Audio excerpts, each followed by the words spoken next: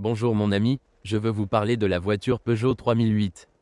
Fonctionnement, avis et défauts.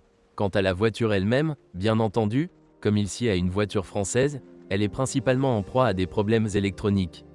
Cependant, il ne s'agit pas d'un modèle particulièrement d'urgence.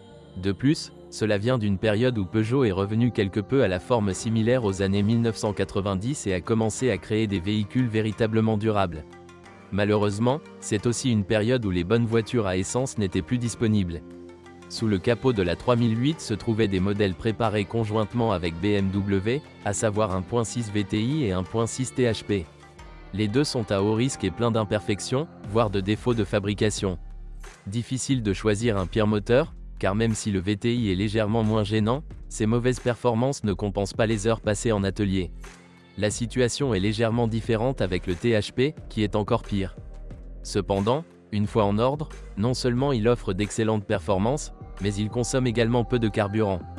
Parmi les deux mots, je recommanderais le 1.6 THP. Cependant, si vous souhaitez choisir une version raisonnable de cette voiture, vous devriez vous concentrer sur les moteurs diesel. Le 1.6 HDI est une proposition destinée aux conducteurs économiques mais peu exigeants. Le moteur 2.0 HDI est plus puissant et plus durable, mais il consomme plus de carburant et nécessite des réparations plus coûteuses. La version hybride avec un moteur 2.0 HDI est à éviter. Elle roule très bien, a beaucoup de puissance, mais elle consomme autant de carburant qu'un diesel ordinaire, et une défaillance de ce système peut entraîner une vente prématurée de la voiture.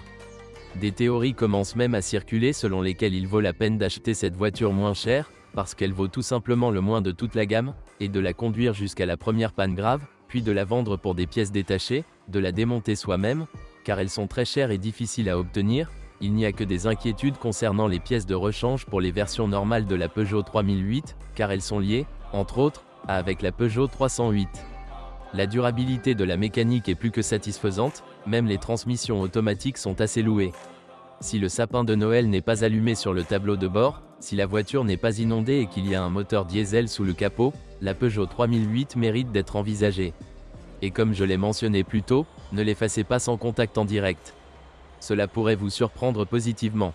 Défauts typiques de la Peugeot 3008, défauts mineurs du matériel, des défauts électriques, les défauts typiques des moteurs diesel, panne coûteuse des moteurs THP et VTI, entraînement d'arbre à cames, injection, consommation d'huile excessive, panne coûteuse de la transmission hybride dans les versions HYBRID 4. Ce qu'il faut rechercher, version diesel. Ce qu'il faut éviter, les voitures essence et hybrides.